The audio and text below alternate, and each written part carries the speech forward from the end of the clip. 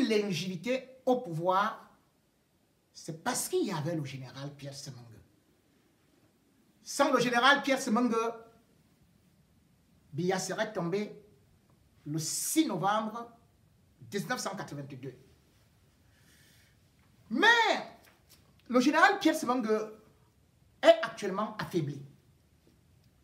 Très affaibli, comme on peut voir dans ces combats qui l'opposent, par exemple avec la FECAFOOT, mais aussi sur des choses qui sont en train de lui arriver. Il n'y a pas très longtemps, le général Pierre Semengue a perdu son fils, Stéphane Semengue. Il était un dirigeant du Tonnerre Calar Club et il est mort dans des conditions où je n'aimerais pas revenir.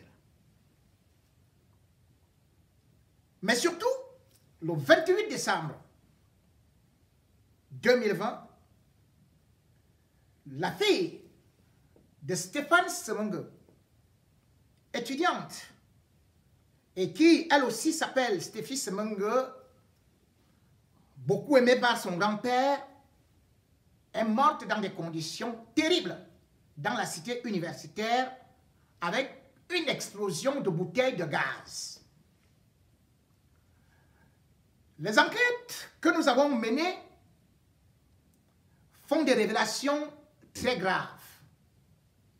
Mais néanmoins, le général Semengue, étant dans les cercles du pouvoir, devrait aussi voir que 2021 risque d'être fatal pour lui, sans pour autant faire de la prophétie, mais selon les informations que nous disposons,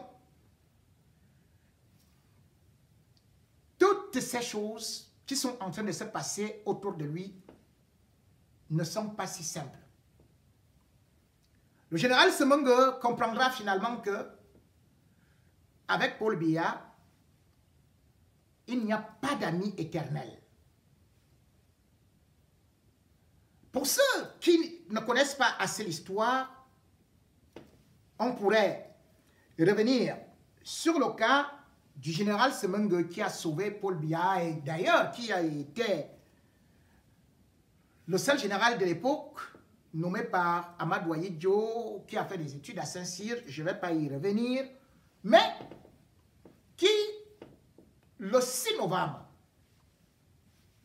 lorsque le coup d'État est en train d'être déclenché, est celui qui va jouer le rôle majeur pour sauver Biya. Autrement dit, tout aurait été terminé puisque le coup d'État commence à 3 h du matin, lorsque la garde républicaine dirigée par le colonel Saleh va prendre la direction du palais d'Etoudi pour y arriver avec 16 chars. C'est 16 chars parce qu'il faut rappeler aussi aux nouvelles générations qui ne connaissent pas assez l'histoire du Cameroun et même ceux qui sont de l'ancienne génération qui n'ont jamais su réellement ce qui s'était passé et quel est le rôle joué par le général Semengue qui, curieusement, est presque en retraite sans être en retraite, mais est écarté un peu des cercles du pouvoir. Eh bien, lorsqu'ils vont y arriver, ils vont trouver, bien sûr, le premier portail qu'ils vont franchir, mais le deuxième portail, il y aura quand même des luttes ou alors des combats. Pendant ce temps, Biya est conduit, Biya en panique, il est conduit avec son épouse dans le bunker qui avait été construit par Amadou Ahidjo. Il est conduit là-bas par le colonel Ivo Dicensio, avec 7 autres éléments de la DSP. C'est en ce moment qu'à 3h30, c'est le colonel Meka, qui dirigeait la DSP, va appeler le général Semengue qu'il y a un coup d'État qui est en train d'être fait.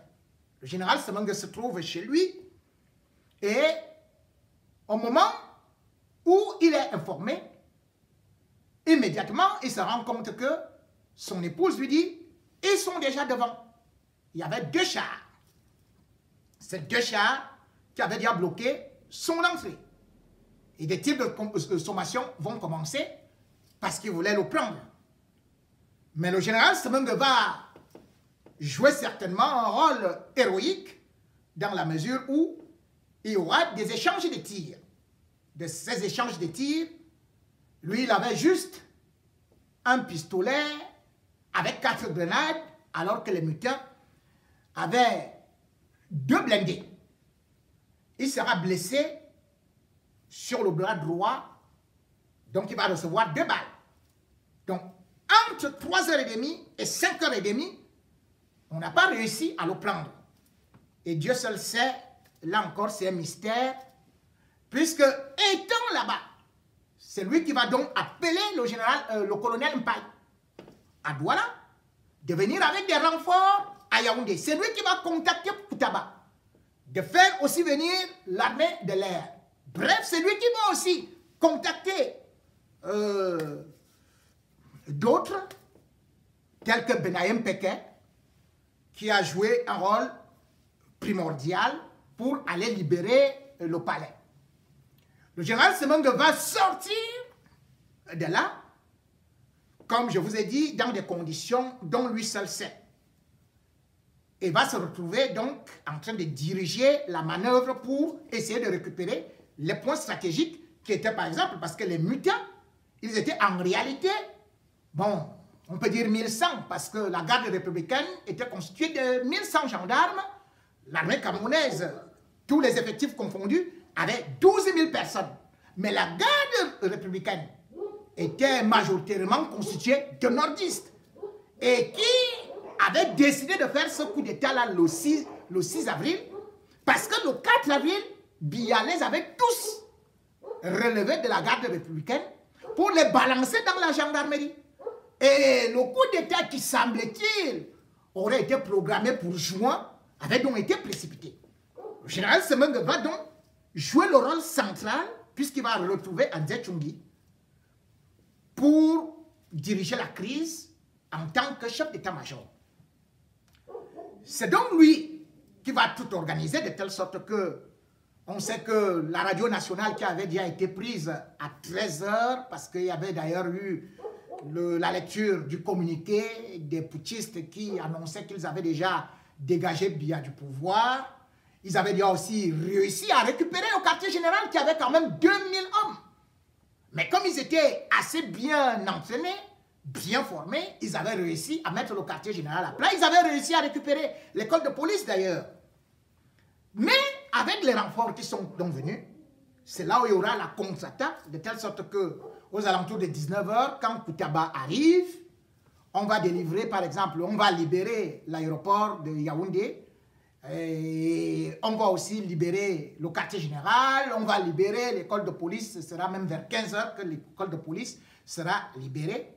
Et puis le lendemain, ce sera la chose la plus compliquée, c'est-à-dire essayer de récupérer le palais de Toudi, essayer de libérer Paul Biya qui, je vous l'ai dit, était enfermé. Et le général Semeng va donc envoyer ses troupes qui vont réussir la manœuvre ou alors vont se sacrifier.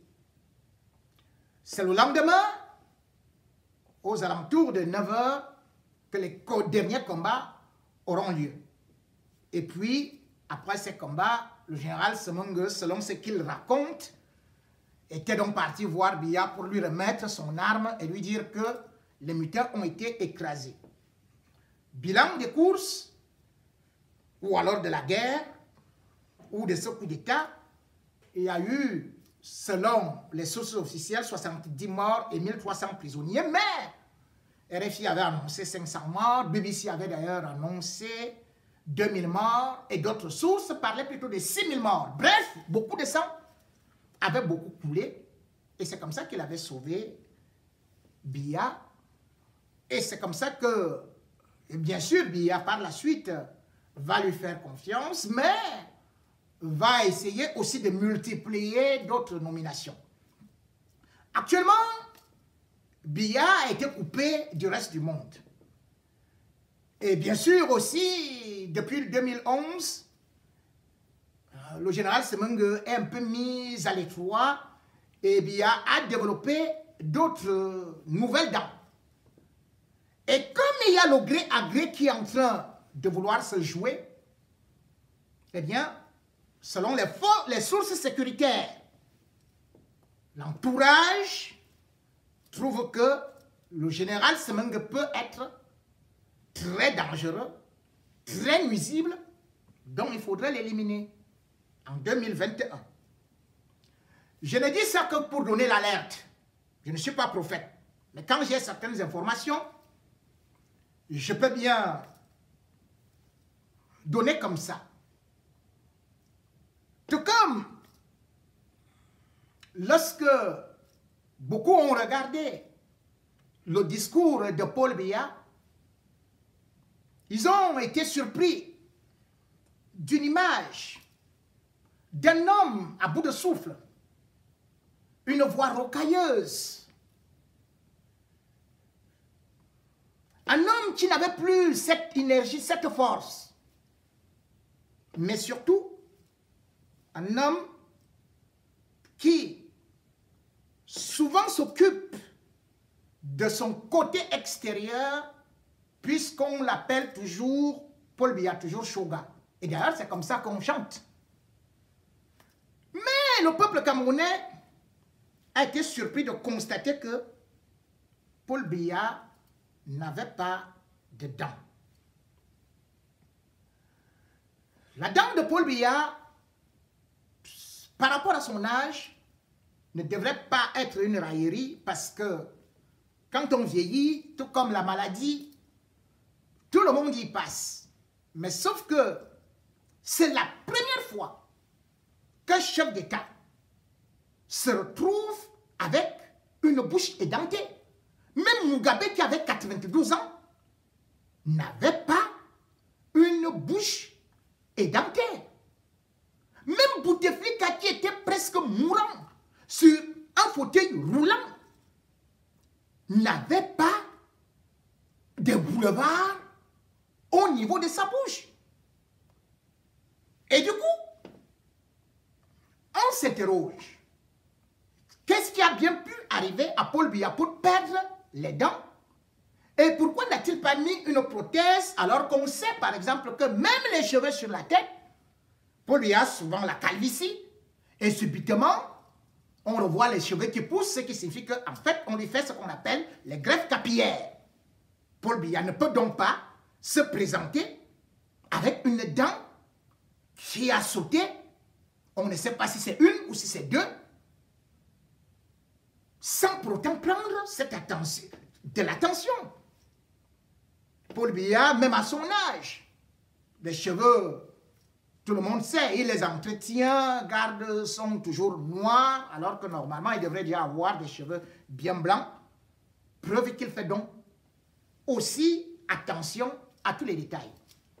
Mais les dents de Paul Biya représentent aussi un symbole mystique. Paul Biya s'est déclaré homme lion. Et ce n'est pas par hasard qu'il est devenu. Ce n'était pas quelque chose qu'il a choisi comme ça au pif. C'est quelque chose qui a été bien réfléchi. Parce que il a voulu incarner un totem. Et le totem, c'était le lion. Et le lion représente le courage, la force, la puissance, la domination. Et quand un lion perd les dents, il est en fin de règne.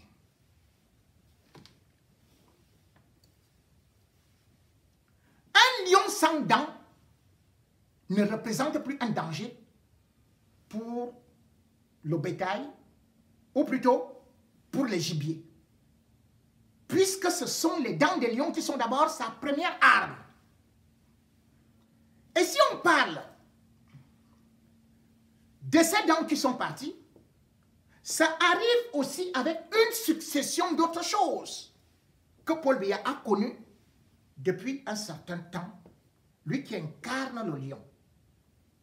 Paul Biya a décidé d'incarner le lion par les conseils de celui qui était à l'époque colonel Benayem Peke, originaire de Kribi, ou alors ce qui est devenu général, et tout le monde l'a vu, qu'il était très proche de Biya. C'est lui qui va partir avec Biya à Djoum, faire des rites auprès des Pygmées pour devenir l'homme lion. Donc en réalité, à partir de cet instant, Biya qui, pour ceux qui l'ont vu arriver au pouvoir, c'est-à-dire en 83, ont vu qu'il était dans le syncrétisme, qu'il était en même temps dans la franc-maçonnerie, la Rose-Croix avec Maître Bernard, et qu'il était même, qu'il a subi des rites avec par exemple l'Ongondo, et qu'on se souvient qu'en février 1983, il est même entré sous le Vouri, qu'il a été intronisé à gauche et à droite, que ce soit chez les Bamileke, chez les anglophones, chez les Peuls, chez les... Bref, c'est quelqu'un qui, dans la dimension mystique, est très fort. Ou bien il a mis des mains partout. Et ce qu'il lui fallait, c'était incarner maintenant le lion qui, dans la culture et surtout dans le mysticisme, représente la force. Et je l'ai dit, beaucoup savent que le général Benayem Peke, même dans sa concession, au milieu de la nuit, il y avait souvent le lion qui apparaissait et rugissait. Et beaucoup savent aussi que, même en Bomaka, dans la concession de Paul Biya, au milieu de la nuit, qu'un lion apparaissait et que d'ailleurs un soldat avait été abattu parce qu'il voulait abattre ce lion qui était apparu devant lui. Or, les anciens savaient que ce lion devait être protégé parce qu'en fait, il n'était que ce qu'on appelle le totem de Biya, qui dans la splendeur seigneuriale réapparaissait comme ça pour sa force. Cette histoire a souvent été racontée par des mystiques, mais n'est pas à prendre à la légère, puisque lorsque le totem meurt, cela veut dire que vous perdez aussi votre pouvoir, vous perdez vos dents et vous n'êtes plus rien. Et Biya a connu une succession de malheurs. Le 17 janvier 2019, l'un de ses maîtres mystiques, qu'on appelle justement, qu'on appelait général Benayem Peke, est bel et bien mort. Mais cela ne s'est pas arrêté là. Puisque quelque temps après, on a assisté à une autre histoire, toujours concernant les lions. Quand Paul Biya est arrivé en Afrique du Sud, ou bien quand Paul Biya, avec les autorités sud-africaines, a noué des relations diplomatiques plus intenses, le cadeau que les autorités sud-africaines avaient eu à lui faire, c'était quoi? C'était une lionne. Parce qu'on avait réfléchi sur tout. Après, ces maîtres mystiques avaient dit qu'il fallait une lionne, puisqu'il avait déjà un lion. On lui a donné cette lionne, je dis bien, en 2001. Cette lionne, officiellement, on a annoncé sa mort le 16 janvier 2020, aux eaux de Mbok-Beti.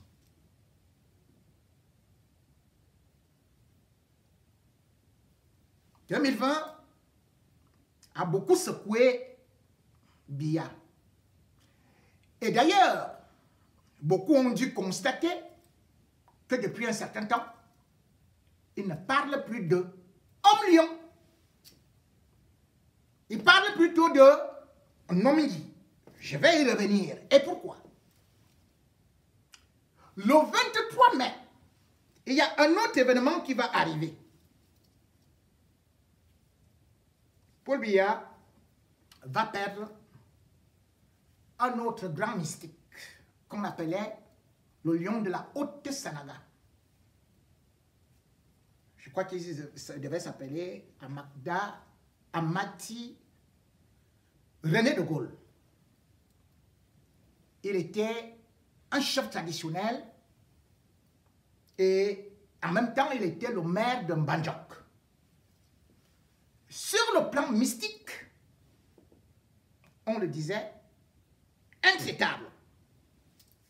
Et le cadeau qu'il avait fait à Biya, c'était aussi un lion. Ce lion est mort. Mais avant cela, je le dis bien, lui-même de Gaulle, le 23 est mort de façon subite. Dans sa concession, ceux qui le connaissent savent que pendant la nuit, il y avait aussi des lions qui prenaient, qui entouraient la concession, et d'ailleurs même dans son salon. Sur toutes les photos, il était à côté d'un lion. C'était donc un grand ami de Biya qui, à travers toujours des rites de lion, puisque quand il parlait à Biya, mais c'était... Quand il faisait un rapport à Biya, mais n'importe quel ministre tremblait. Parce que c'était la dimension mystique de ce lion. Du lion qu'il a offert à Biya. Ce lion est mort. Lui-même, il est mort. Il a été enterré le même jour, en pleine nuit, à 23 heures. Et on a entendu les derniers rugissements des lions. Paul Biya, qui, comme je l'ai donc dit, est quelqu'un qui est très élevé dans la dimension mystique, qui est devenu homme-lion, savait bien qu'il y a aussi une espérance de vie et une espérance de pouvoir. Donc, on peut partir de tel animal à tel autre animal. C'est pour ça d'ailleurs qu'il avait déjà anticipé. Vous savez qu'il a été fait Nomgi. Nomgi, dans la confrérie mystique des Ekambeti, c'est le dernier niveau. Et pour le faire, il avait fait appel au chef, au président régional des chefs pour ces rites. Ces rites avaient été faits dans ce qu'on appelle Abankouma. Et celui qui avait mené ces rites s'appelle Sa Majesté René Efa. Après avoir fait ces rites, il est tombé gravement malade. Tout le monde s'est mis à le fuir parce qu'en réalité, ceux qui voyaient disaient que pendant le rite, Biya s'était transformé, avait pris son énergie et puis l'avait éliminé. Bref, il avait récupéré toute la puissance. C'est de là qu'il devient donc Nomgi.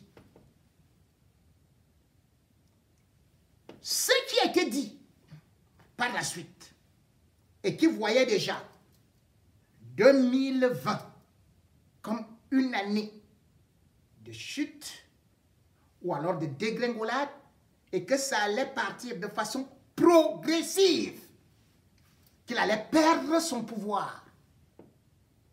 Toutes ces choses, toutes les boussoles sont donc réunies aujourd'hui de telle sorte que Biya est aujourd'hui un homme qui n'a plus sa puissance mystique avec laquelle il a endormi les Camerounais. Beaucoup de gens se sont toujours posé des questions. Que comment est-ce que quelqu'un peut être là, 38 ans, 39 ans? Les jeunes ne travaillent pas. Les femmes ne sont pas dans les affaires. Mais ils sont en train de le supporter. Mais parce qu'ils ont été zombifiés, parce qu'ils sont dominés de façon mystique par celui qui incarnait l'homme lion et qui aujourd'hui Ndongi. Le lion perd les dents, il perd le pouvoir.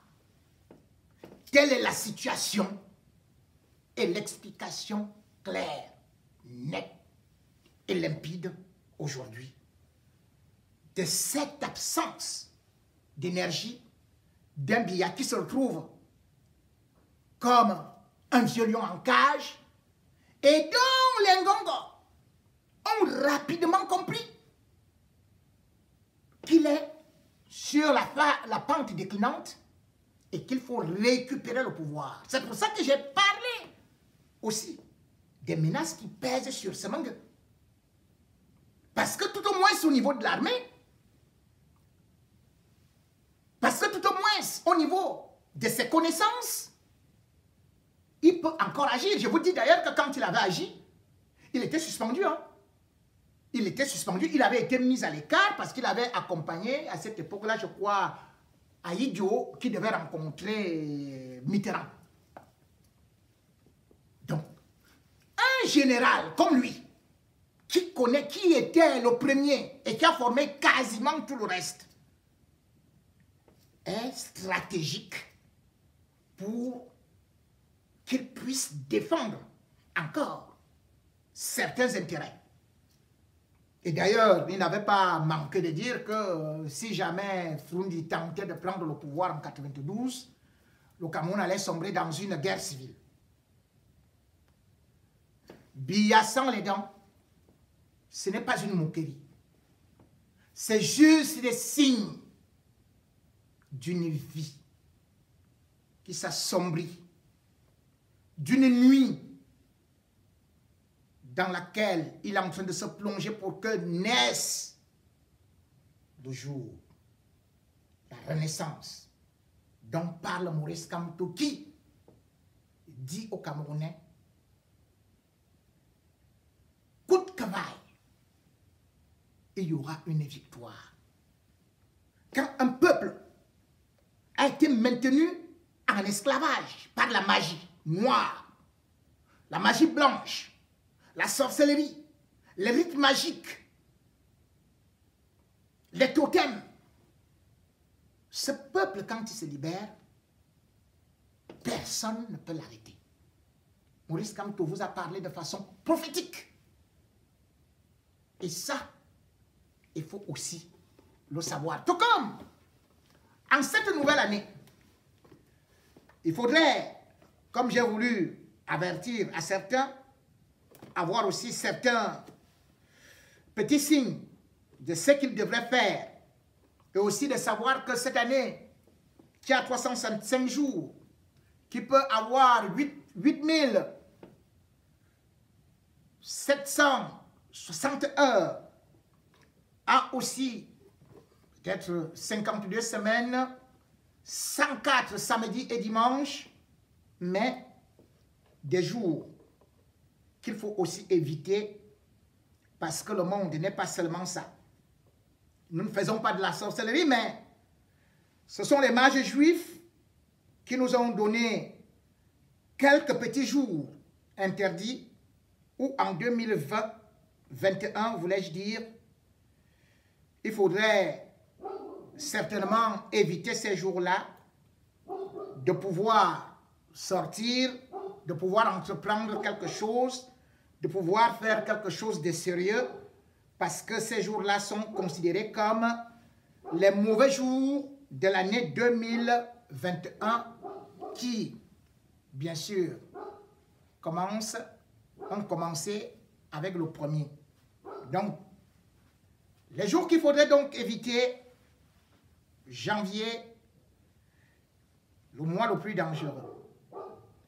Le premier, le 2, le 6, le 11, le 17 et le 18 janvier. En février, il faudrait éviter 3 jours. D'entreprendre quoi que ce soit de sérieux. Mariage, affaires et tout et tout. Ces jours, c'est le 8, le 16 et le 17. Au mois de mars, il faudrait éviter le 2, le 12, le 13 et le 15.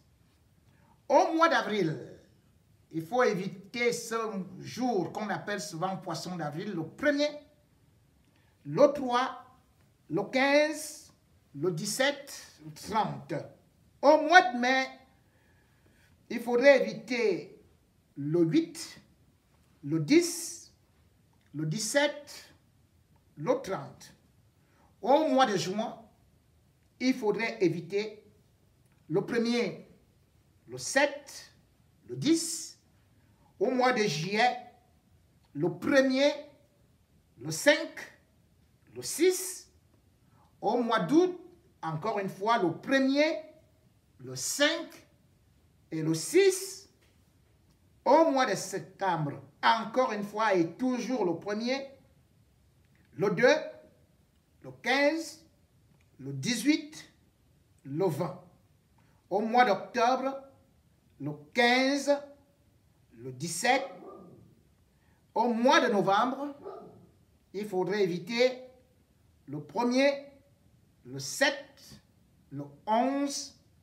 Et au mois de décembre, le 1er, le 7, le 11 décembre 2021.